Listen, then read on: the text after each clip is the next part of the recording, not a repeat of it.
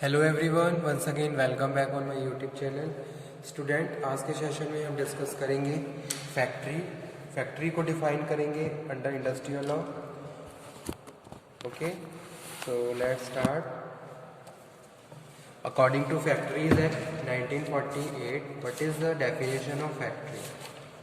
तो बार बार हमने कई जगह पढ़ा है, बहुत सारे एक्ट अभी हमने कवर करे हैं, उनमें भी हमने डिस्कस किया था कि भी फैक्ट्री क्या है। ठीक है, तो आज का जो हमारा टॉपिक है वो यही है, factory. So let's start. Factories act 1948 में सेक्शन 2 सबसेक्शन एम का पार्ट है। Factory means any premises including the where on 10 और मोर वर्कर्स आर वर्किंग। जहाँ फैक्ट्री क्या है? फैक्ट्री एक प्रेमिसेस है, कोई भी एक जगह, कोई प्रेमिसेस जहाँ 10 या 10 से ज़्यादा लोग काम कर रहे थे या कर रहे हैं। ठीक है, वेयर ऑन 10 और मोर वर्कर्स आर वर्किंग और वर वर्किंग, या तो कर रहे हैं या कर रहे थे, और any day of preceding 12 month, यानी कि जो भी कैलेंडर ईयर है उसके हिसाब से, सॉरी। ठीक है, and any part of which manufacturing process, और कोई भी मैन्युफैक्चरिंग प्रोसेस की किसी भी एक्टिविटी में इन्वॉल्व है, is being carried with the aid of power. किसको? बिजली को यूज करके, यानी कि इलेक्ट्रिसिटी को यूज करके कुछ भी मैन्युफैक्चरिंग प्रोसेस में वो इन्वॉल्व है, 10 या 10 से ज्यादा लोग, तो वो प्रेमिसेस फैक्ट्री कहलाएगा। ठीक है, 10 या 10 से ज्यादा लोग जहां किसी मैन्युफैक्चरिंग प्रोसेस को with the aid of power follow कर रहे हैं, that area come under factory according to the factories act 1948। Second one, जो सेकेंड कंडीशन है, सेकेंड कंडीशन में हम बात कर रहे हैं वेयर ऑन 20 और मोर वर्कर्स आर वर्किंग, जहां 20 या 20 से ज्यादा लोग काम कर रहे हैं या कर रहे थे। ठीक है, प्रीसीडिंग द 12 मंथ, जो भी 12 मंथ है कैलेंडर ईयर के हिसाब से, किसी भी day. Okay, in any part of manufacturing process is being carried on without the aid of power, यानी कि बिना बिजली का यूज करे अगर कुछ मैन्युफैक्चरिंग प्रोसेस की किसी भी एक्टिविटी में इन्वॉल्व है तो वो एरिया भी फैक्ट्री कहलाता है according to this act. Okay, इसी को आगे कंटिन्यू करता हूं मैं अभी।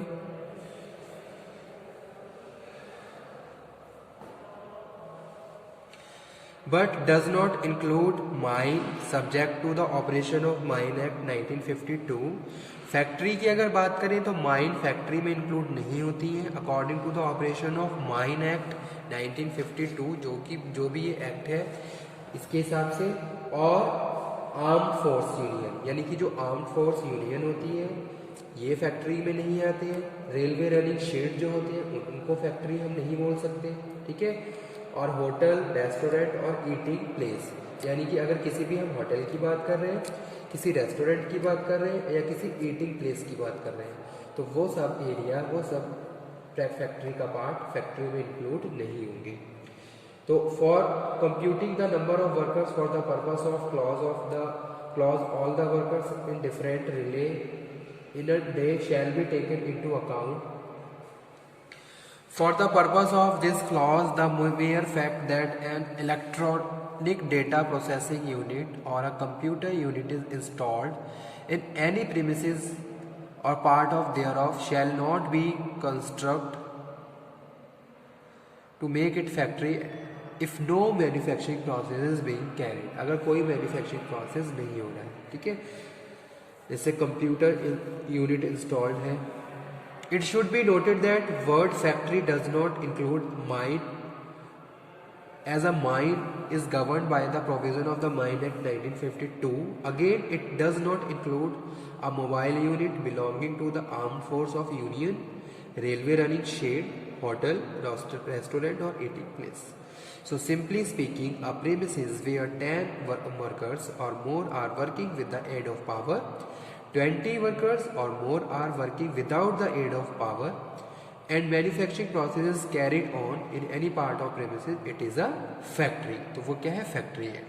सिंपली अगर हम क्या कह रहे हैं कि भाई कोई भी जगह जहाँ 10 या 10 से ज़्यादा लोग मिलके किसी बिजली की with the aid of power, यानी कि इलेक्ट्रिसिटी को यूज करके कुछ मैन्युफैक्चर कर रहे हैं, मैन्युफैक्चर किसी भी एक्टिविटी में इन्वॉल्व है, या फिर 20 या इससे ज़्यादा without the aid of power, बिना एड ऑफ पावर की कुछ मैन्युफैक्चरिंग प्रोसेस में इन्वॉल्व हो रहे हैं, तो वो प्रेमिसेस क्या कहलाएगी, वो उस जगह को हम फैक्ट्री बोलते हैं। It is a factory.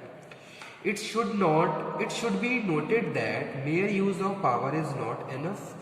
Power must be used in the aid of manufacturing process. As such, mere existence of the fidya is not a factory. Again, if a manufacturing process is done at two different places, they are factories. The premises include land as well. ठीक है? The following have been held by the court to be factories. जैसे कि salt work consisting open stretches है, ठीक है, और large area land with the some temporary shelters. तो अगर सॉल्ट का काम चल रहा है तो वो भी फैक्ट्री में काउंट किया जाएगा। सो वही चीज़ यहाँ पे लिखी हुई है, the following have been held by the court to be factories.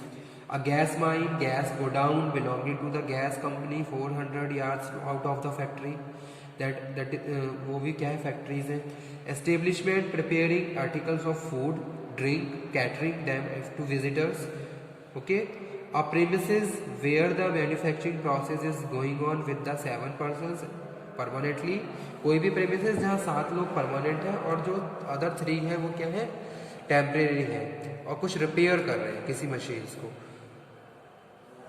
After that 5th number है, एन इंजन और motor mill put on the site of the new building for the extension of existing ice mill.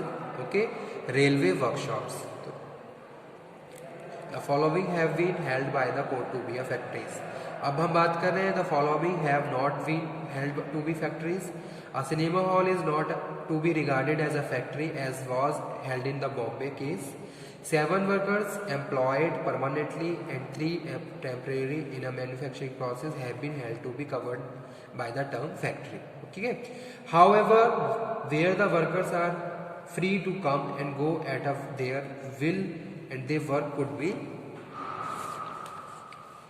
stopped by the manager of the factory or rainy day or the lack of tobacco without the liability of the payment of salary to the workers on such day when their work was not done, where the work was also remunerated only the quantity turned out. Okay, तो ये जो conditions हैं ये सारी factory को define करती हैं, जो कि अभी मैंने आपको बताई। तो ये थी मेन डेफिनेशन फैक्ट्री की। अगेन एक मतलब कि दोबारा से मैं रिवाइज कर देता हूँ।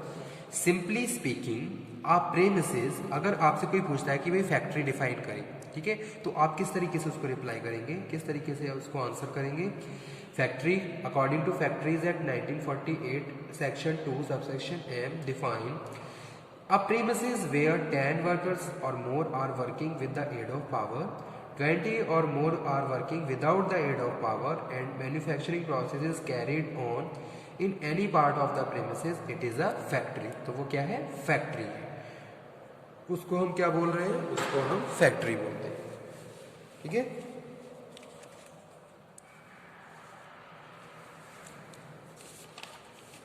ओके स्टूडेंट्स, इसी तरीके से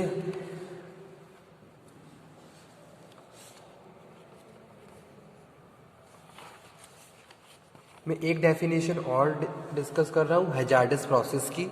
हैजार्डस प्रोसेस क्या होता है, तो मैं यहाँ पे लिख देता हूँ नीचे, हैजार्डस प्रोसेस। ये भी क्या है, मोस्ट इंपॉर्टेंट डेफिनेशन है फैक्ट्रीज एक्ट 1948 की, सेक्शन 2 सबसेक्शन C(A) का पार्ट है ये, C(B) सॉरी, ठीक है।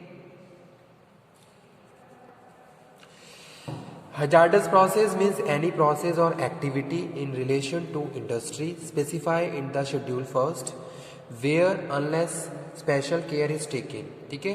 कुछ ऐसा hazardous process क्या है, any process, फैक्ट्री में कुछ ऐसा प्रोसेस जहाँ स्पेशल केयर रिक्वायर है, ठीक है।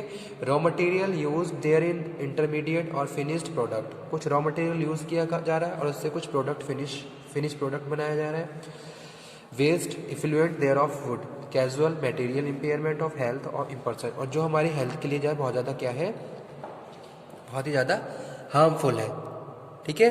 तो वो किस में आता है, वो हैजार्डस प्रोसेस में आता है। यानी कि अगर फैक्ट्री में कुछ इस तरीके की एक्टिविटी चल रही है, यानी कि कुछ हैजार्डस प्रोसेस मतलब कुछ क्रिटिकल वर्क चल रहा है, जहाँ कुछ एग्जामिनेशन या फिर कुछ मैन्युफैक्चर करा किया जा रहा है, ठीक है। जैसे कि क्या है, रॉ मटेरियल है या फिर कोई केमिकल है जिसको यूज़ करके कुछ कोई गुड्स फिनिश किए जा रहे हैं, ठीक है। तो ये सारी चीज़ें किस में आती है, हैजार्डस प्रोसेस में आती है। जहाँ हम बात कर रहे हैं hazardous process means any process और activity in relation to industry specify in the schedule 1 of where unless special care is taken, okay. तो वो क्या है, हैजार्डस प्रोसेस। तो इसका जो एग्जाम्पल है वो क्या है, केमिकल का काम आप बता सकते हो, केमिकल वर्क को यूज़ करके, ओके। तो ये डेफिनेशन थी, इसके साथ मैं और डिफाइन कर देता हूँ। एडल्ट कौन होते हैं, according to section 2 subsection A, adult means a person who has completed 18 year of age. Adolescent कौन है, section 2 subsection B, adolescent means person who has completed his 15 year of age but not completed his 18th year. Calendar year क्या होता है, section 2 subsection double B, calendar year means the period of 12 month जिसकी starting 1st day of January से हो रही है, तो वो क्या है, कैलेंडर ईयर है। चाइल्ड कौन है, child means any person who has not completed his 15 year of age, section 2 subsection C, ठीक है। अगर किसी ने अपनी 15 ईयर की एज कंप्लीट नहीं की है तो अभी वो चाइल्ड की कैटेगरी में आ रहा है, ओके।